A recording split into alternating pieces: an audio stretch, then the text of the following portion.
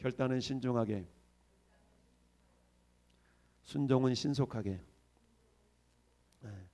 결단은 신중하게, 순종은 신속하게. 할렐루야. 신중한 결단과 신속한 순종. 할렐루야. 이런 말씀의 제목으로 이 시간 함께 은혜를 나누기를 원합니다. 자, 사도 바울이 1차, 2차, 3차 전도여행을 통하여서 아시아에서, 아시아라고 하면 지금으로 말하면 즉 이스라엘과 터키 지역을 그 당시에는 아시아라고 했습니다. 그래서 성령이 아시아에서 말씀을 전하지 못하게 하시거나, 여기서 아시아는 뭐 일본, 대만, 중국 여기를 말하는 게 아니고 사도 바울 당시에 아시아는 터키 지역을 말하고 있어요. 그러니까 아시아에서 말씀을 전하지 못하게 했다라는 얘기는 터키 지역을 중심으로 해서 사도 바울이 1차 전도 여행을 하게 되죠. 1차 전도 여행을 하면서 그 아시아 지역을 한번 돌고 2차 전도 여행 때 1차 때 세워졌던 그 예배 처소들을 이렇게 다시 돌아보는 과정 가운데 1절부터 5절 사이에는 루스드라에 있는 디모데를 만나게 되죠. 그래서 디모데가 루스드라에서 그야말로 사도 바울이 어떤 굉장한 아들 같은 그런 믿음의 동역자로 선발되는 그런 장소가 루스드라였죠. 이 디모데의 아버지는 헬라인이었고 어머니는 유대인이었다라는 이야기가 지금 1절에 있어요. 바울이 더베와 루스드라에서도 이름에 거기 디모데라 하는 제자가 있으니 그 어머니는 믿는 유대 여자요 아버지는 헬라인이었더라. 그러니까 참 이 당시에 어떤 믿음이라는 것은 정말 어머니의 믿음이 이 디모데에게 흘러온 거 아니겠어요? 내가 네 안에 있는 믿음을 아는데 네 믿음은 어머니 윤지계와 외조모 로이스로부터 흘러온 줄 내가 안다. 그러니까 외할머니 이 믿음이 엄마한테 흘러왔고 엄마의 믿음이 아들 디모데에게 흘러왔다라고 성경은 얘기해요. 그만큼 참 여자의 믿음이 중요하기도 하고 자식의 믿음을 전달해 나가는 것이 참 중요한 것을 우리에게 말씀해 주고 있어요. 요즘은 뭐 아이들이 머리가 커가지고 부모님 말 잘 안 들으려고 그러죠. 그래서 일단 유치원만 나오면 지 뜻대로 지 생각대로 하려고 하는 게 요즘 아이들이긴 한데, 그럼에도 불구하고 우리는 말씀으로 자녀들을 우리가 권면하고 양육할 수 있어야 됩니다.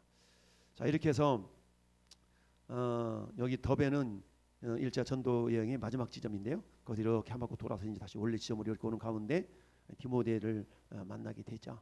그래서 바울이 그를 데리고 떠나고자 할새 그 지역에 있는 유대인으로 말미암아 그를 데려다가 할례를 행하니 이는 그 사람이 그의 아버지는 헬라인인 줄을 다 알미러라. 그러니까 유대인들이 저 이방인인데 라고 하기 때문에 아니야, 우리 같은 유대인에 속해 있어라는 것을 보여주기 위해서 할례를 행하게 되었다라는 얘기죠.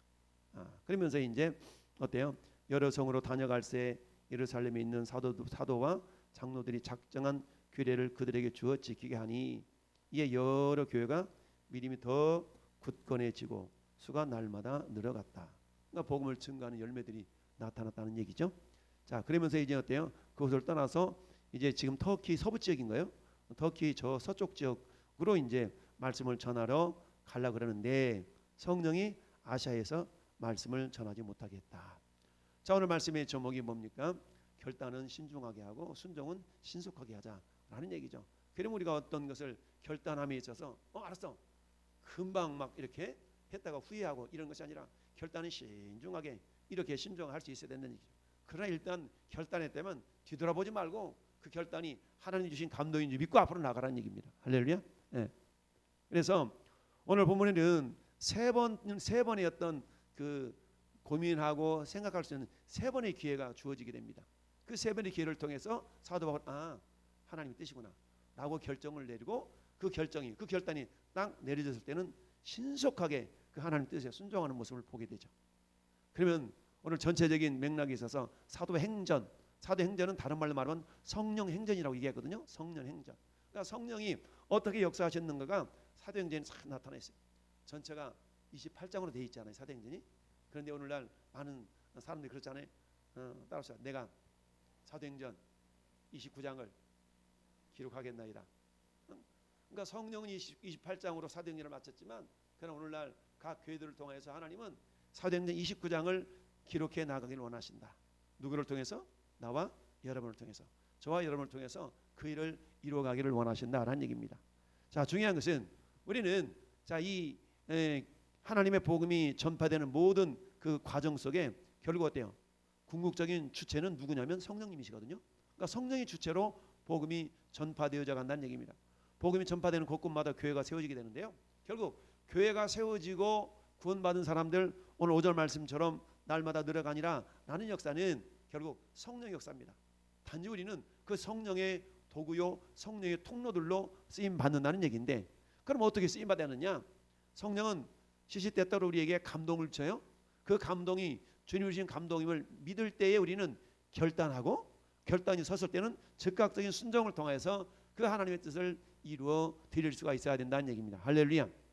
자, 그래서 선교는 보통 그러거든요. 하나님의 선교, 하나님의 선교 이렇게 얘기하는데, 그래서 하나님의 선교라고 말하고 있는데, 그래서 선교는 하나님이 하신다. 즉 구원의 역사는 하나님이 하시는 거예요. 근데 하나님께서 붕 떠서 보이지 않게 역사하시는 것이 아니라 하나님께서 선교 역사를 이루어 가시지만 그 선교 역사에 저나 여러분들을 동역자로 참여시키기를 원하시고 기뻐하신다. 할렐루야. 그래서 선교는 하나님이 하시는 거예요. 여러분 베드로에게 주님이 가이사랴 빌립보에서 제자들이 물어보잖아요. 얘들아 사람들이 나를 누구라 그러니? 그랬더니 제자들이 주님 엘리야라고 하기도 하고 예레미야 선지자라고 하기도 하고 어떤 세례요한이 살아났다가 죽었다가 살아났기도 했다고 하고 이렇게 막 얘기하잖아요. 그러니까 주님이 그래? 그러면 너희는 나를 누구라 그러느냐? 라고 질문했더니 베드로가 주는 그리스도시요 살아계신 하나님의 아들입니다 라고 신앙 고백을 하죠. 이 신앙 고백을 들으셨던 예수님이 기분이 좋으시고 베드로를 칭찬하시죠. 야 바요나 시바나 네가 복이 있다. 그런데 이것을 네가 알게 하니는 이 육체의 혈육이 아니야. 하늘이신 아버지께서 알게 하신 거야. 성령의 감동으로 깨닫도록 하셨다는 얘기죠.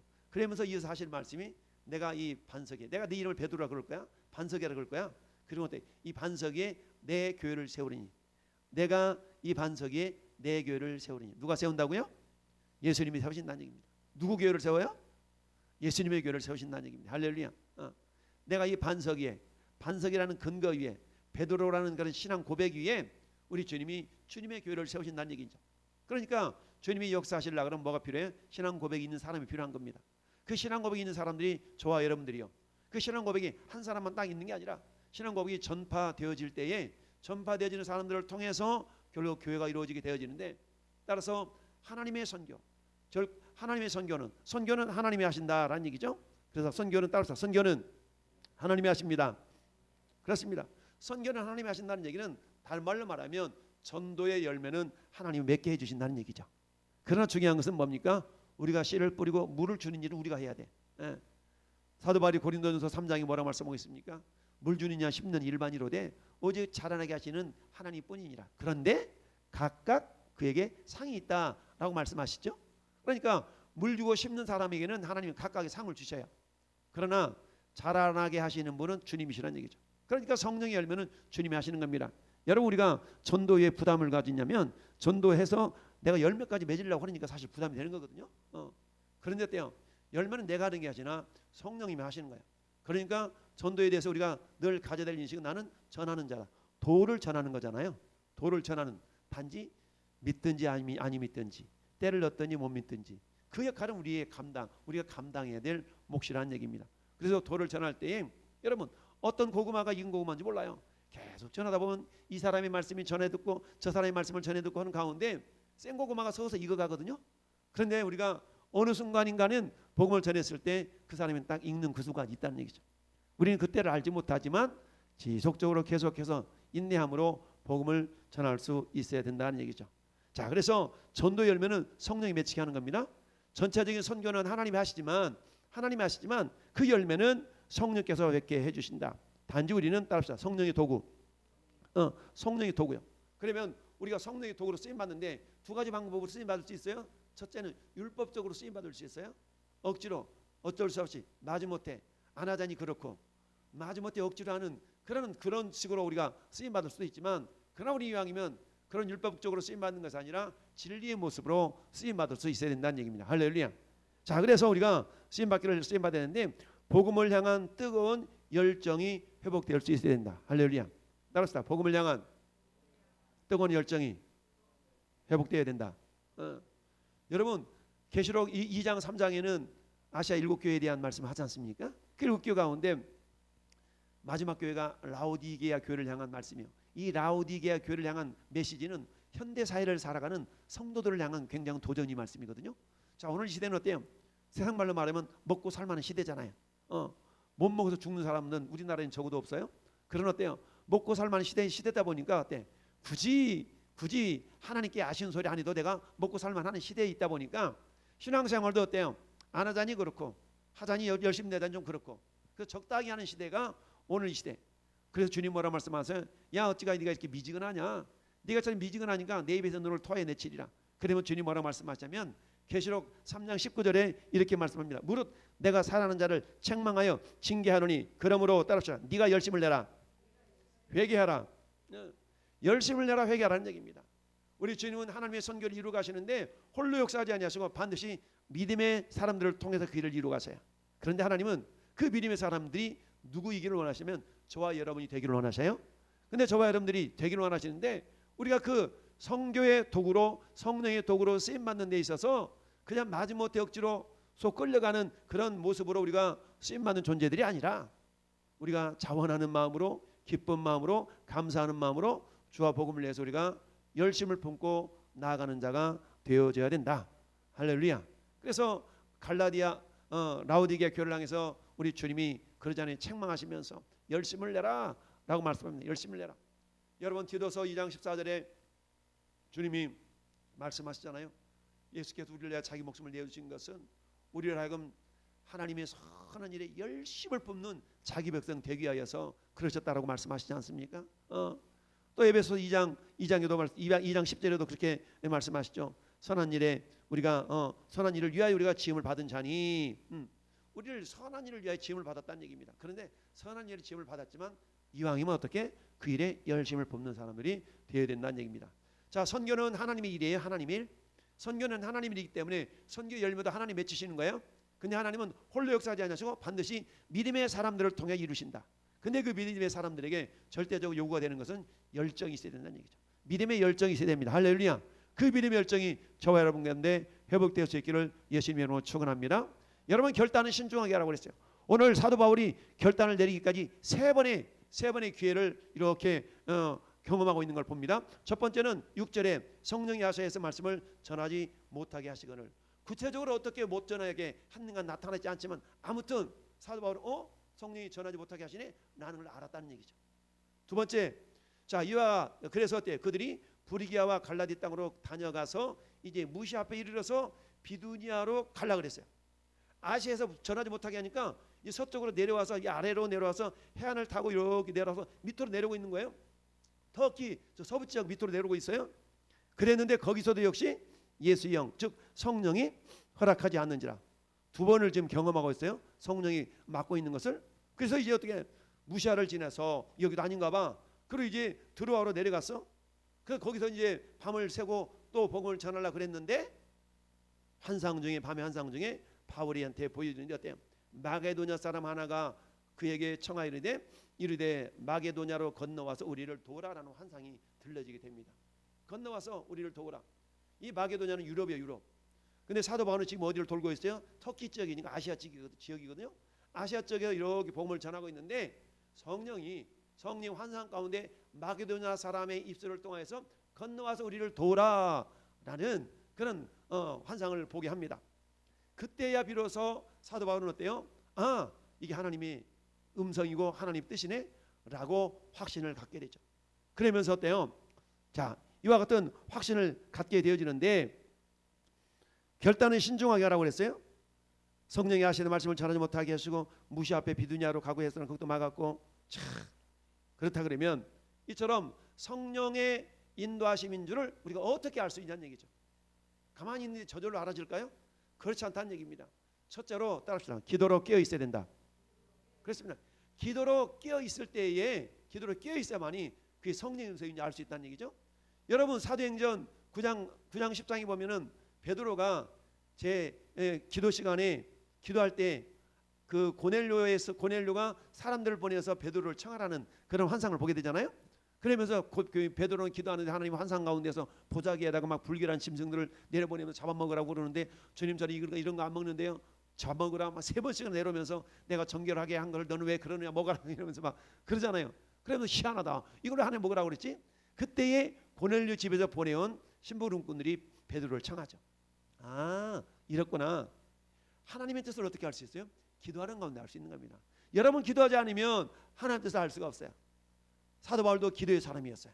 그러니까 기도하는 가운데 하나님의 뜻을 알 수 있는 줄 믿습니다. 여러분 두 번째, 어떨 때 하나님의 뜻을 알 수 있냐? 따라합시다. 선한 마음을, 선한 뜻을 품으라. 선한 마음, 선한 뜻을 품으라는 얘기는 뭡니까? 내가 주와 복음을 위해서 무엇을 할 수 있을까? 내가 어떻게 해서 주님의 영광을 나타내지? 내가 어떻게 주님을 기쁘시게 하지? 나는 그런 생각을 품지 아니하면, 다른 말로 말하면 기도로 깨어 있든지 항상 우리 마음 가운데 하나님의 선한 뜻을 이루어 드리고자 하는 그런 마음가짐을 가지고 깨어 있지 않는다면 우리 예수 믿지 않는 사람들과 동일하게 살아가요. 오늘 하루의 삶을 돌아봅시다. 여러분 마음 가운데 내가 오늘 어떻게 주와 복음을 위해서, 목사님이 지난 주일날 숙제 내줬는데 오늘 숙제를 내가 했나? 여러분 이런 어떤 깨어있지 않으면 그냥 쑥 지나가 버려요. 다윗이 왕이 돼가지고 어때요? 자기는 백향목 궁전이 딱 있는데 여호와의 법궤는 휘장 아래 있잖아요. 휘장 아래, 텐트 아래 있다는 얘기죠. 그래서 나단 선지자를 불러가지고, 나단 선지자, 내가 이런 선한 뜻이 있다. 성전을 좀 지어주고 싶은데 어떻게 하면 좋겠냐? 야, 왕이시오, 그 마음 가는 게 참 좋습니다. 왕은 뜻대로 행하시옵소서라고 하나님께 여쭈었더니, 야, 아니다.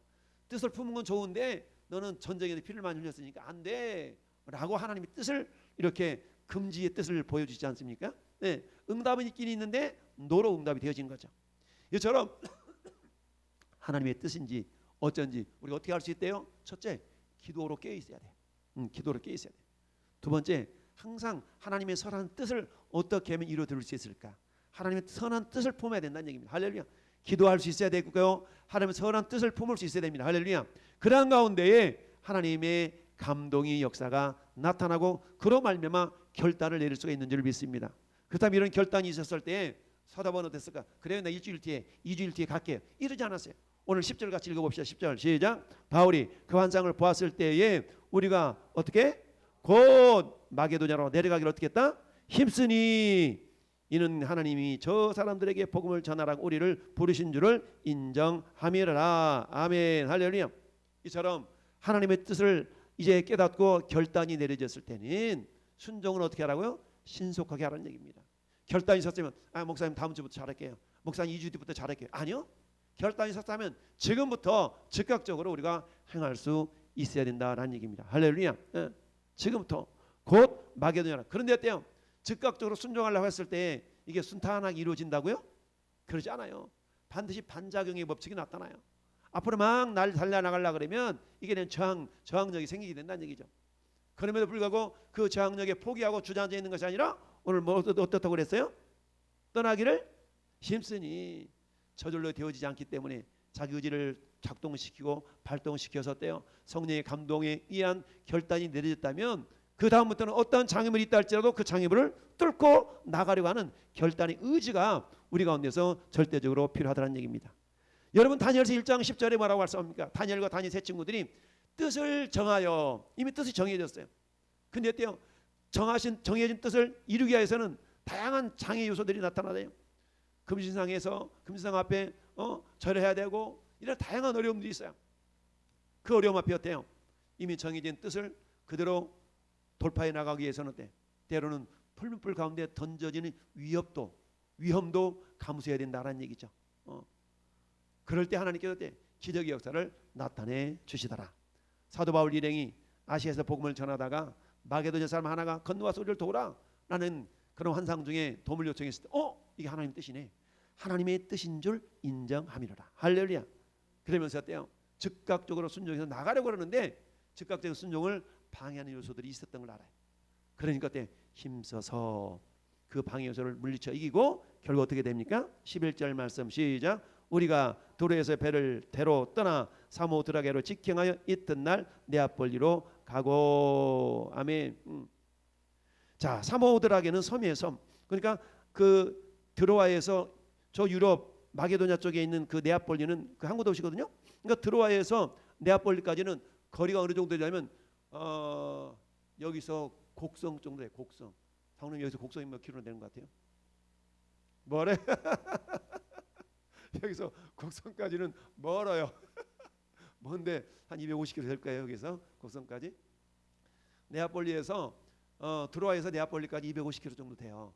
배를 타고 가는 거야. 배를 타고 밤새도록 밤새도록 아마 바람이 잘 불었던 것 같아요. 밤새도록 달려서 그것까지 간 겁니다. 그렇게 해서 직행한 이튿날 네아폴리로 가고 그래서 거기에 빌립보에 들르게 된 거죠. 그래서 빌립보의 교회가 설립되게 된 줄로 믿습니다. 사랑하는 성도 여러분, 결단은 신중하게 해야 되지만 우리가 어때요? 결단이 섰다면 거기에 대한 순종은 신속하게 이루어져야 될 줄로 믿습니다. 우리가 정말 어떤 주님의 선한 뜻인지 어떤지 어떻게 알 수 있고 결단을 내릴 수 있겠어요? 가만히 내 결단이 서나요? 그렇지 않죠. 기도하는 가운데 기도의 삶이 될 때에 주님의 뜻이 이거구나라고 분별할 수가 있고, 여러분 기도만 한다고 됩니까? 아니요. 말씀을 통하여서 야 이게 하나님의 선하신 뜻을 내가 품어야 되겠구나. 어떻게 하면 주님을 기쁘시게 할 수 있지? 다윗이 그랬던 것처럼, 여러분 베드로가 기도하는 가운데 그 주님의 음성을 들었던 것처럼, 이처럼 전에도 마찬가지 우리가 신앙생활을 함에 있어서 세상 사람들처럼 먹고 사는데 바빠가지고 주님이 이리고 뭐고 전혀 생각하지 못하고 살아간다면 이건 주님이 주님께 감동을 받을 수가 없죠. 그러니까 어때요? 항상 우리가 깨어있어서 어떤 상황 가운데서도, 그래서 어때요? 쉬지 말고 기도하라는 이유가 뭡니까? 항상 깨어있으라는 얘기가 뭡니까? 이처럼 성령이 감동할 때에 그 감동을 받아서 우리가 결단하고, 그리고 결단했다면 이제 순종은 순간적으로 즉각적으로 이루어질 수 있도록, 여러분 시편 119편 60절에 이렇게 말씀하고 있어요. 주의 계명들을 지키기에 따릅시다. 신속히 하고 지체하지 아니하였나이다.